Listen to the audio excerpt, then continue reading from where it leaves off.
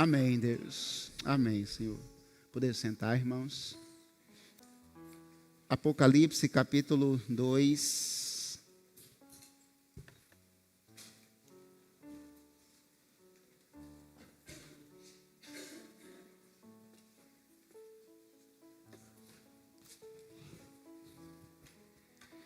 Verso 8.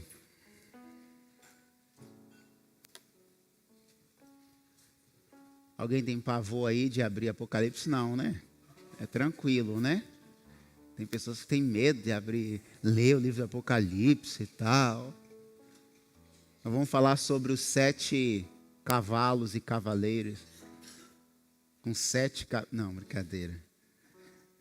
Apocalipse capítulo 2, verso 8. Ao anjo da igreja em Esmirna escreva: estas são as palavras daquele que é o primeiro e o último, que morreu e tornou a viver. Conheço as suas aflições e a sua pobreza, mas você é rico. Conheço a blasfêmia do que se dizem judeus, mas não são, sendo antes sinagoga de Satanás. Não tenha medo do que você está prestes a sofrer. O diabo lançará alguns de vocês na prisão para prová-los, e vocês sofrerão perseguição durante 10 dias. Seja fiel até a morte, lhe darei a coroa da vida. Aquele que tem ouvidos, ouça o que o Espírito diz às igrejas. O vencedor, de modo algum, sofrerá a segunda morte. Certeza absoluta, ouviu amém, não? Amém. Aí que é digno de um amém, de glorificar de pé a igreja. De modo algum sofrerá a segunda morte. Vê que coisa linda, meu Deus. Bom, irmãos, estamos falando sobre igrejas que multiplicam. E tentaremos falar sobre essas 7 igrejas. Começamos a primeira aí no capítulo 2, a igreja, ao anjo da igreja em Éfeso, e hoje de Esmirna. Cada igreja tem algo de especial. Essa igreja tem, todas elas, Jesus diz, como no versículo 2, do capítulo 2, diz assim: conheça as suas obras. No versículo 9 do capítulo 2, ele diz assim: conheço as suas aflições. No versículo 12 do capítulo 2, ele diz assim para Pérgamo: sei onde você vive. Todas elas, Jesus ressalta que ele a conhece. Até porque Jesus conhece a igreja dele. Ele conhece cada igreja, ou a igreja dele, que é uma só, a noiva dele. Então eu conheço as suas obras. Assim, irmãos, Deus te conhece. Ele sabe quem é você. Ele sabe das suas qualidades, que são muitas, diversas, milhares. Você tem tantas qualidades que você nem sabe, porque normalmente você só consegue enxergar os defeitos. É ou não é?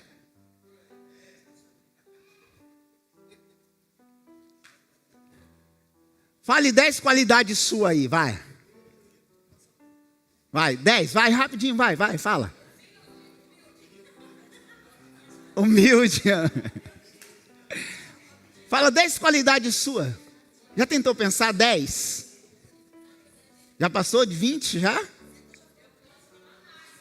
Oi?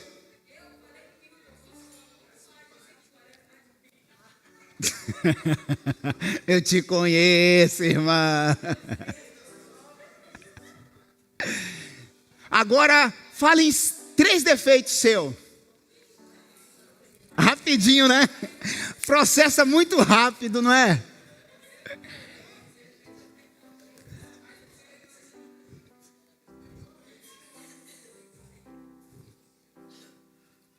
Ou é você que está passando? Não é não?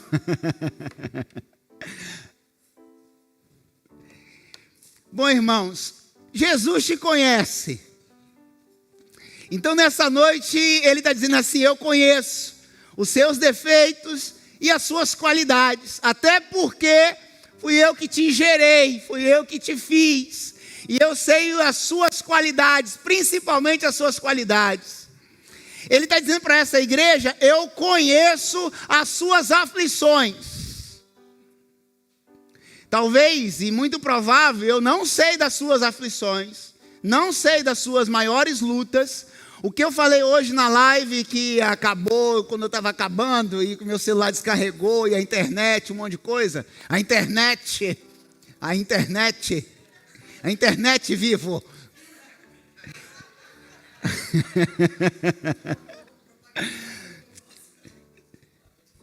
Eu falei hoje que a Ana, no capítulo 1 de 1 Samuel, ela estava orando silenciosamente. Quantos de nós temos orações silenciosas, as quais talvez nem o cônjuge sabe, de algumas orações internas, de algumas coisas que eu coloco diante de Deus, e que poucas pessoas, talvez ninguém nem venha saber, de coisas que estão no meu coração e talvez no seu coração, que ninguém sabe. Mas uma coisa que Deus deixa claro nesta carta é: eu conheço as suas aflições. Eu sei das suas dores, eu sei das suas orações, que ninguém sabe. Eu sei das madrugadas que você acorda, ou quando você ora. Eu sei de coisas que ninguém sabe, mas eu sei. Eu sei de tudo que você fez hoje, de tudo que você fará amanhã, depois da manhã. Eu já sei de tudo. Eu conheço as suas aflições. Eu te conheço, igreja, porque fui eu quem te gerei. Deus estava falando para essa igreja que conhecia ela. E quem estava falando para essa igreja, nada mais é, versículo 8. Estas são as palavras daquele que é o primeiro e o último. Aquele que é o alfa e o ômega. Célula alfa aí, fica atento. Aquele que morreu e ressuscitou. Quem está falando diretamente para esta igreja é o próprio Senhor dela, Jesus. E isso se estende a cada um de nós nessa noite, irmãos. Jesus te conhece. Ele sabe quem você é perfeitamente. E por isso que eu quero pensar nessa noite sobre: é possível crescer passando por perseguições, provações, por adversidade? É a melhor hora. Ó, forte isso. Porque, e eu concordo, não que eu goste, né?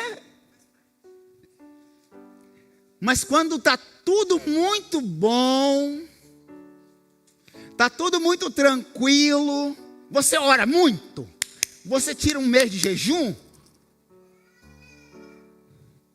dificilmente, mas passa uma brisa, fica com uma gripe mais intensa, passa o Senhor desemprego em casa aí entra o jejum, uma semana de consagração. Pastor, não ora não nessa igreja. Aí começamos. Parece que não é por acaso que o Espírito Santo leva Jesus para o deserto. Isso é importante, Mateus capítulo 4, irmãos. Quem leva Jesus para ser tentado ou passar por aquele momento de tentação é o próprio Espírito Santo de Deus, que leva Jesus para o deserto, para mostrar que no deserto o Espírito de Deus está lá contigo. Está no manancial, está quando tudo dá certo, eu não percebo. Mas quando eu estou lá no deserto, eu falo assim: Deus, eu estou aqui. Ele fala assim: sempre estive com vocês. Por isso que Jesus superou as tentações, porque foi o próprio Espírito que o conduziu e estava com ele. Então, irmãos, é possível sim crescer em meio às perseguições. O texto nos diz isso, que essa igreja ia passar por apenas 10 dias. O diabo lançará alguns de vocês na prisão para prová-los. Verso 10. E vocês sofrerão perseguição durante 10 dias. Aí às vezes, eu já falei isso. Oh meu Deus, esse deserto não vai passar não? Oh meu Deus, essas dificuldades não vai passar. Meus irmãos, vamos ser sinceros. 10 dias lançado pelo diabo, tentado pelo diabo, provado por ele. 10 dias. Vamos ser sinceros, Deus não dá o nosso coração. Quanto tempo a gente resistiria? Jesus, 40 dias, irmãos. Parece que a gente lê o texto ali, ele foi assim, mas foram 40 dias. Leva para lá, leva para cá, faz isso, faz aquilo. 10 dias vocês serão provados, tentados. 10 dias lançará alguns de vós. Então é possível vencer em meio às perseguições, crescer. Mas o texto nos diz: ser fiel até a morte, e dar-te-ei a coroa da vida. Será que nós cedemos a algumas propostas? Como, por exemplo, você está ali trabalhando, numa recepção, e o seu chefe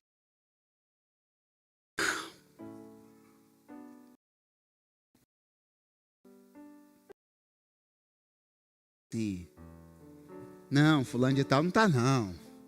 Mas é meu emprego, pastor.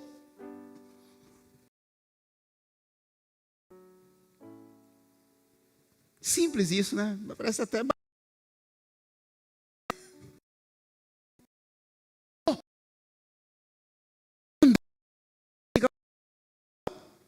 Aí também não, pastor. Aí já é uma outra situação.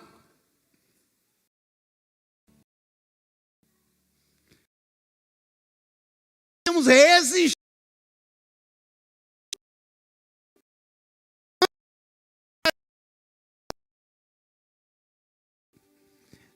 Estou vendo tantas interrogações.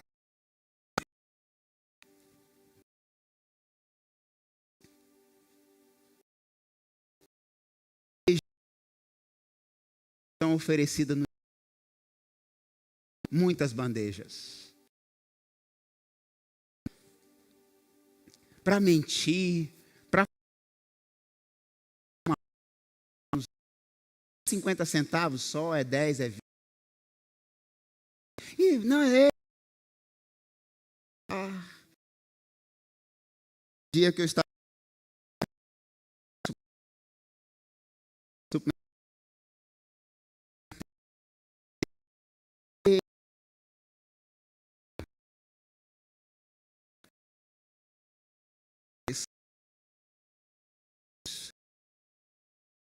de Deus,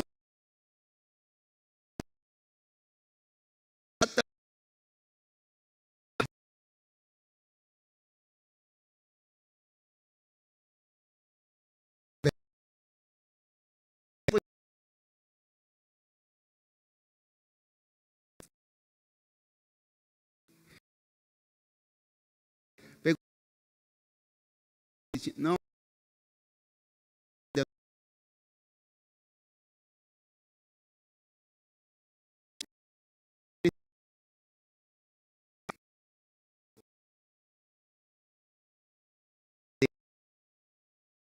tinha conseguido 2 mil.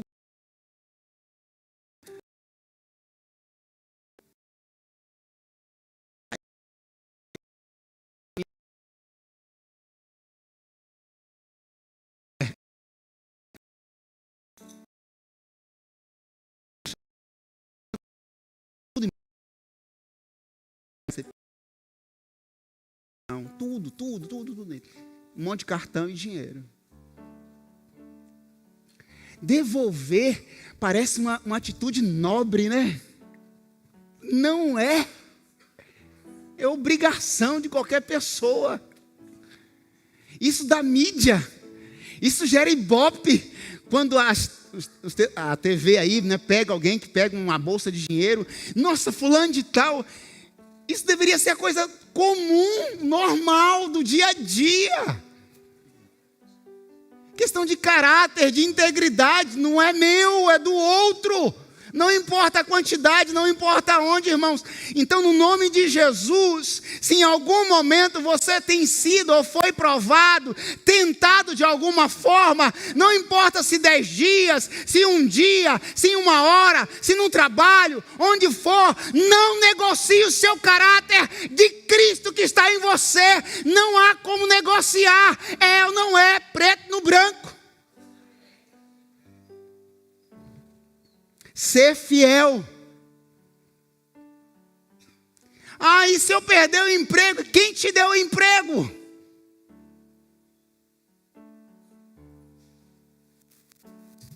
Eu já compartilhei isso aqui uma vez, irmãos, que para entrar numa escola eu tinha que cortar meu cabelo. Falei, não, da próxima vez eu quero que eu troque minha pele, e aí eu vou fazer o quê? Porque o meu cabelo era black, né? Pá!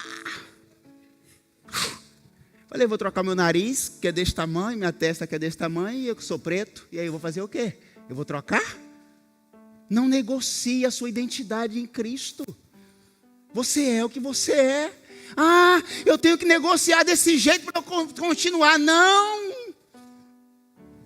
Não negocie o caráter de Cristo. Deus está falando para essa igreja, olha, ser fiel até a morte. Porque se nós começarmos a negociar pequenas coisas, na verdade nada começa grande, né? É pelo pequeno mesmo. Você acha que alguém que começou a roubar R$1 milhão, ele começou a roubar R$1 milhão? Pode ser, talvez, que deu a oportunidade, não se faz, né? Então, no nome do Senhor Jesus, então, como superar fidelidade e resistência na tribulação, na tentação? Fiel, irmão. Deus está nos convidando nessa noite, se quisermos crescer mediante a diversidade, fidelidade e resistência. É um trabalho de resistência. Eu tenho uma alergia à atividade física de muita transpiração. Começo a transpirar muito, o sangue esquenta, eu começo a coçar o corpo inteiro, dá vontade de arrancar a pele. Não aguento. E eu preciso resistir, eu preciso fazer aeróbico, eu preciso andar de esteira, eu preciso correr. E às vezes 5 minutos suficiente para tentar arrancar a pele, tanta coceira no meu corpo. Quando eu passo de 5 minutos, é resistência. Vai em 10 minutos, já não aguento mais. E o corpo começa a coçar, irritar. Resistência. Resistir ao diabo e ele vai fugir. Às vezes, queridos, nós não temos resistência nenhuma. Então Deus está dizendo assim, quer vencer em meio à adversidade, quer crescer, fidelidade a Deus e resistência. Nas primeiras oportunidades, dificuldades, mantenha-se firme. Firme e firme. Diga não. Se você não disser o primeiro não, quando tem que dizer não, você vai dizer sim, e aí acabou.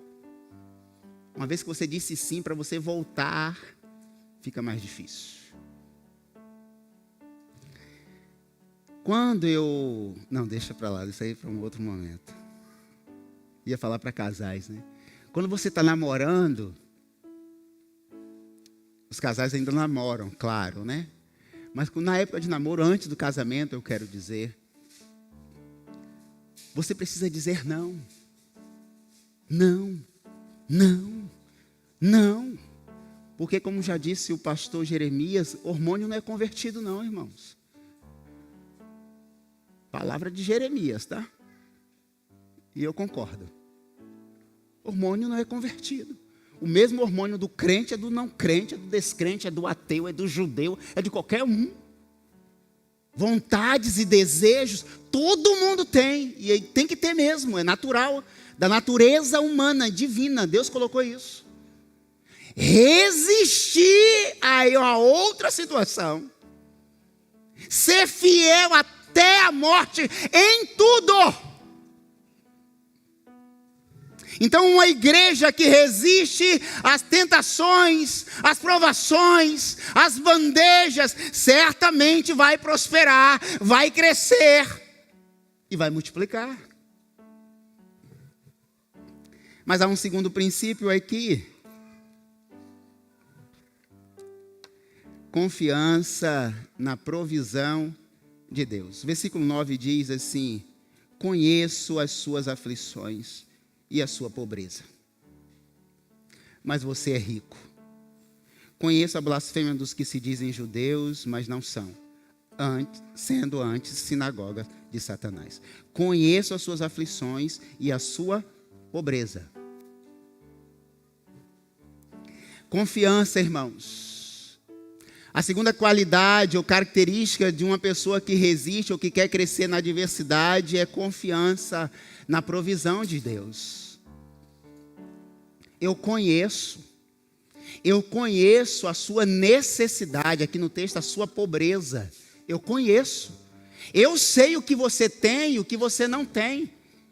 Eu sei o que você precisa. Eu conheço. Então eu preciso crer na provisão de Deus o tempo todo. Eu preciso crer quando eu não tenho. E eu preciso crer quando eu tenho também. O texto é claro em dizer, eu conheço, ele conhece, ele sabe o quanto eu preciso, e do que eu preciso, e o que eu necessito. Ele sabe do que você precisa. Ele sabe das suas necessidades em casa. Daquelas contas que todo mês chega. Porque não deveria não chegar uma hora, né? Uma conta de água, de luz, de telefone, de internet. Mas chega. E quando você olha assim, fala assim, meu Deus, como eu vou fazer isso? Como eu vou pagar tudo isso? E quando você fica desempregado, irmãos, como eu creio na provisão de Deus quando eu não tenho?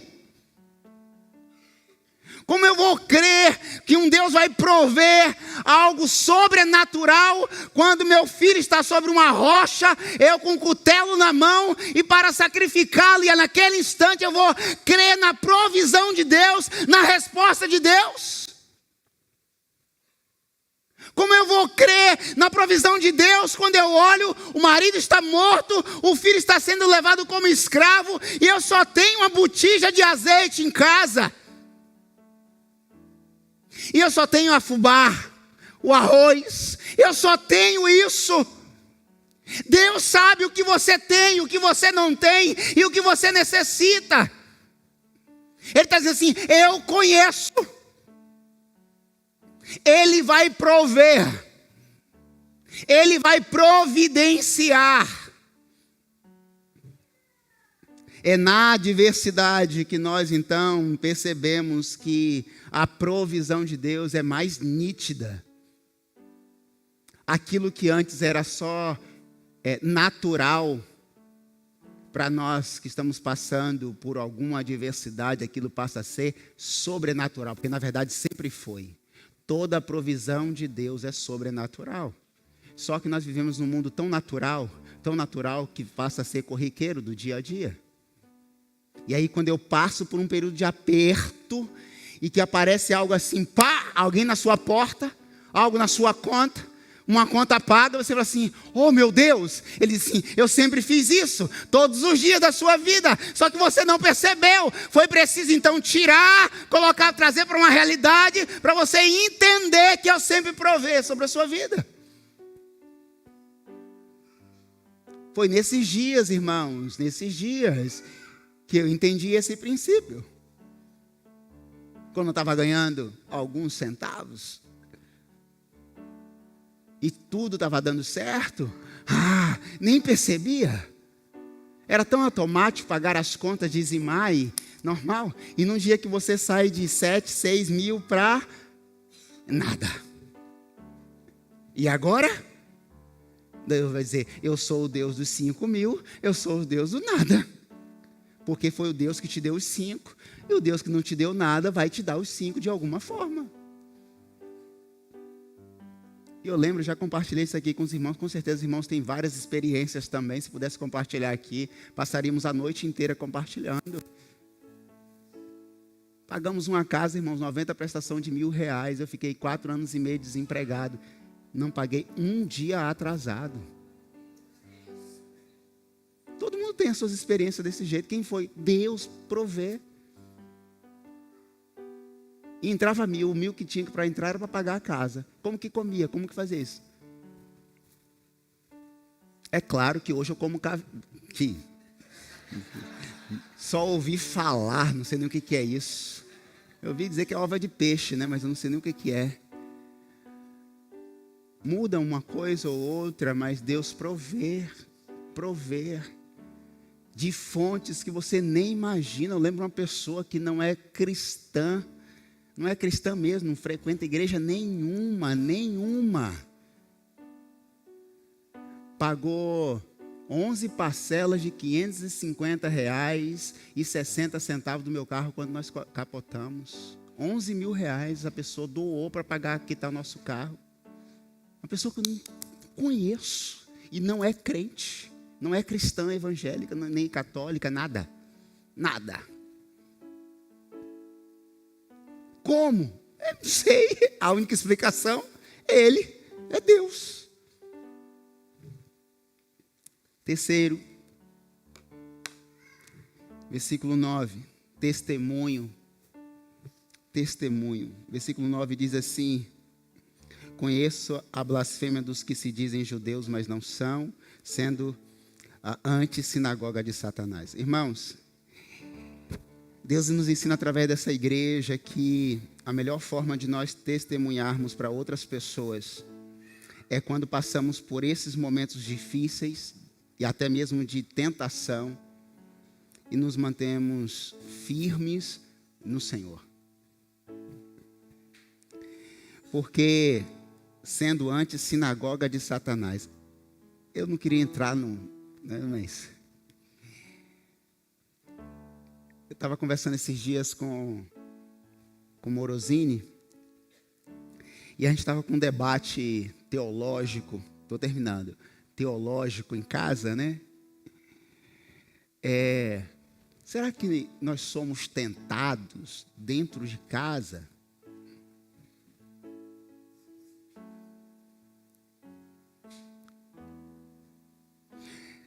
Crente não fica possesso, certo? Eu creio, pelo menos eu creio nisso. Pelo menos eu creio.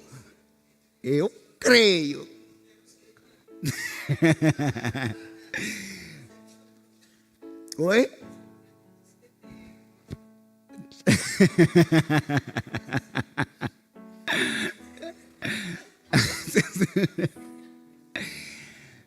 Bom, é uma outra coisa aí, mas tudo bem. A gente estava conversando sobre algumas ciladas que às vezes nós passamos em casa. Aí, a senhora Morosini, no seu ápice da sua filosofia, teologia, ela disse assim: é claro que sim, amor. Claro. Você não lembra de Pedro? Assim, não que Pedro ficou possesso, mas sobre a influência, ele disse assim: não, Senhor, o Senhor não vai para a cruz, não. Que isso? Jesus disse que para ele: sai daqui, Satanás. Não é Pedro que está falando comigo, não. É Satanás que está falando. Naquele momento, Pedro estava sob a influência da sinagoga de Satanás. Você já entendeu, né? Nem tudo que sai do meio é do meio que está.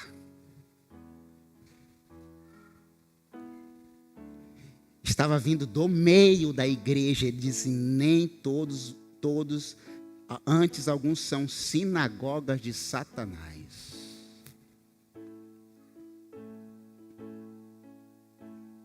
Aí, Amorosini, mais uma vez, nós somos tentados na igreja.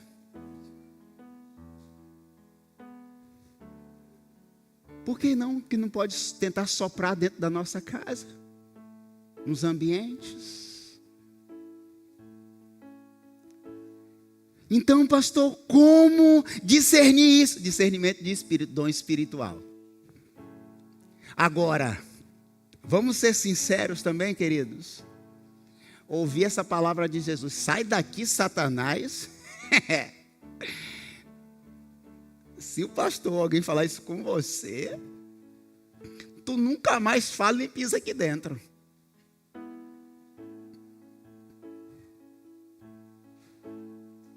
Mas Pedro ficou assim com Jesus, ainda mais perto. Isso que é interessante. E Jesus ainda diz assim: Pedro, o diabo vai cirandar, tentar te peneirar como trigo para lá e para cá. Quando você se converter, eu vou te dar uma missão, homem. Apacenta o meu rebanho. Pedro não fez biquinho. Pedro não ficou chateado. Pedro disse: não vou mais naquela igreja, aquele pastor é muito duro, muito chato. Eu não vou mais na célula.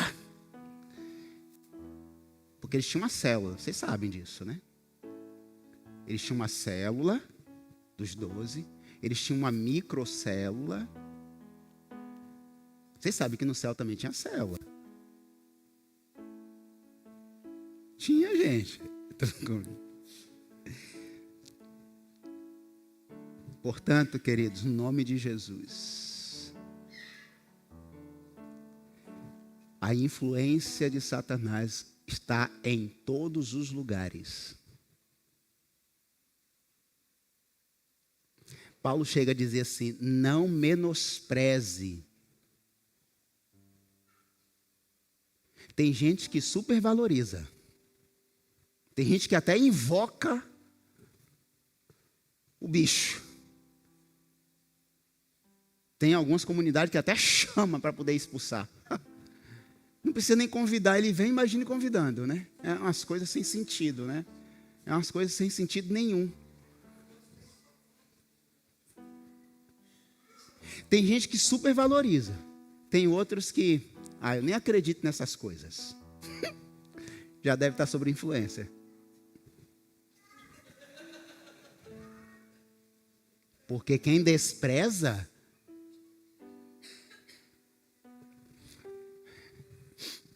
o texto é bem claro, queridos.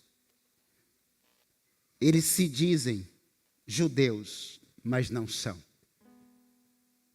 Antes, são sinagoga, um lugar de reunião de Satanás.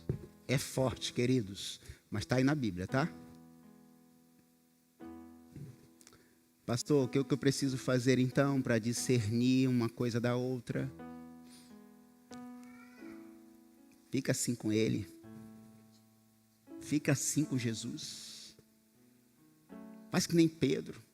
Faz as perguntas do lado dele. Pergunta, fica com Ele. Não cede às tentações, não cede às bandejas. E fica com Ele. Em todas as opções que te der, Jesus sempre é o primeiro lugar. Tem que abrir mão disso. Pode abrir mão. Quem está falando, seu pastor, pode abrir. Por Jesus, pode abrir mão.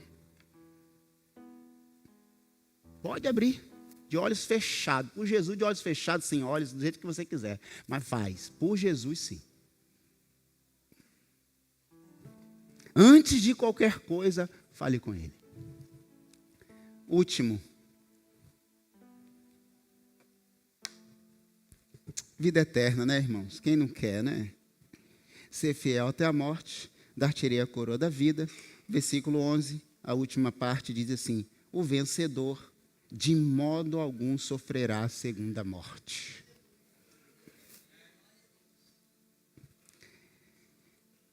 De modo algum sofrerá a segunda morte.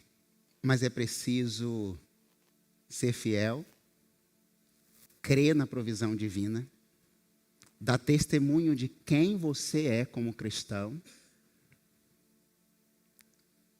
e vencer.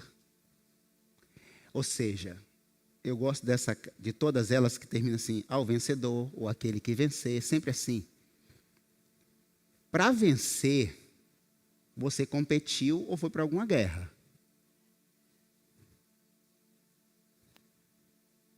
Para você conquistar uma medalha de ouro, falando das Olimpíadas agora, você tem todo um processo aí de ter gente, atleta de 4 anos, um ciclo de 4, atleta de 8 anos, de 12 anos, para ganhar uma medalha.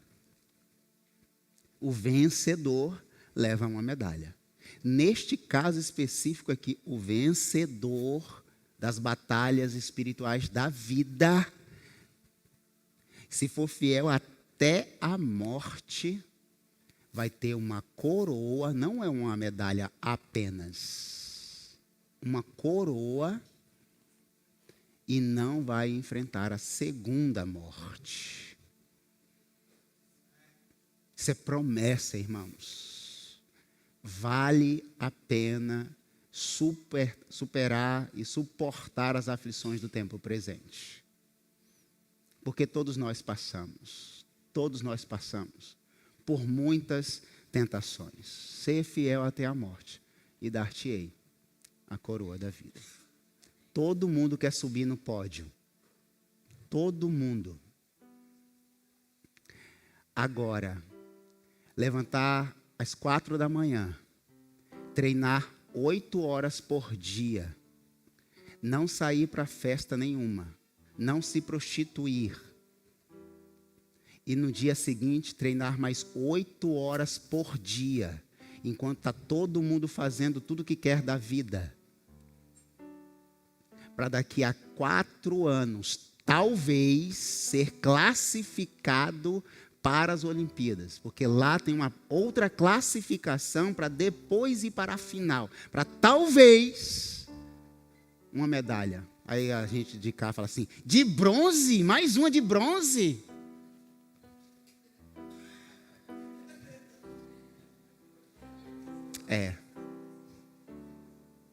Para ganhar aquela de bronze, teve atletas que teve um ciclo de 12 anos. Na primeira não conseguiu nem a classificação depois de 4 anos.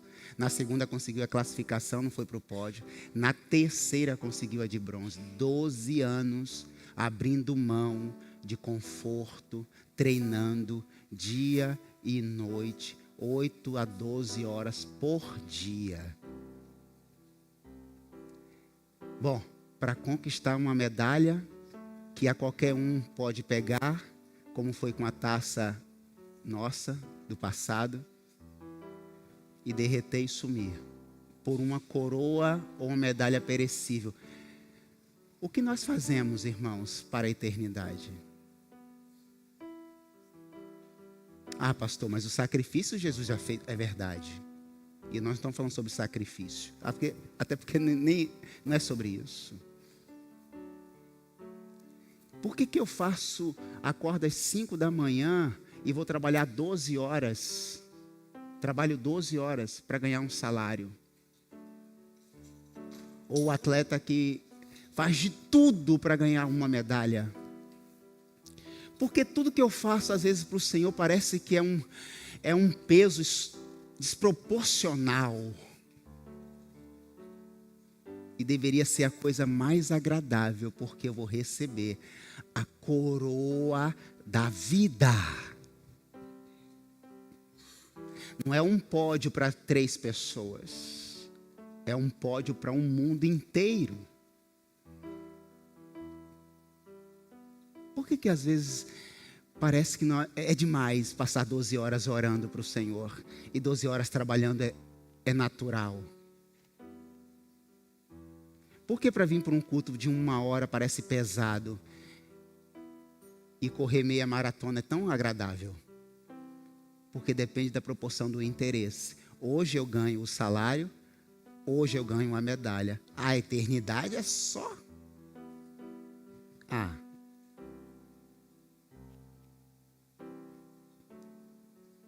Sobre o que nós valorizamos? No nome de Jesus. Os valores são invertidos, irmãos. Então, no nome de Jesus, vamos trabalhar isso no nosso coração. Feche os seus olhos. Deus está nos convidando nessa noite a crescermos em meio à adversidade e a valorizarmos tudo quanto Ele já tem nos dado. Não importa a classificação, se é ouro, prata ou bronze. Mas Deus sabe o quanto cada um passa ou passou. Eu conheço as suas aflições. Eu conheço. Eu conheço o quanto você faz ou tem feito por mim. Eu conheço. A recompensa virá para aqueles que permanecerem fiéis. Deus querido, Paizinho, no nome de Jesus. Essa igreja nos ensina nessa noite, Deus, a sermos sensíveis, Pai, em meio às provações, em meio às perseguições, em meio às tantas bandejas que nos são oferecidas todos os dias. Por isso, Pai, no nome de Jesus, também a Tua palavra nos ensina nessa noite a nos mantermos firmes no Senhor, Deus.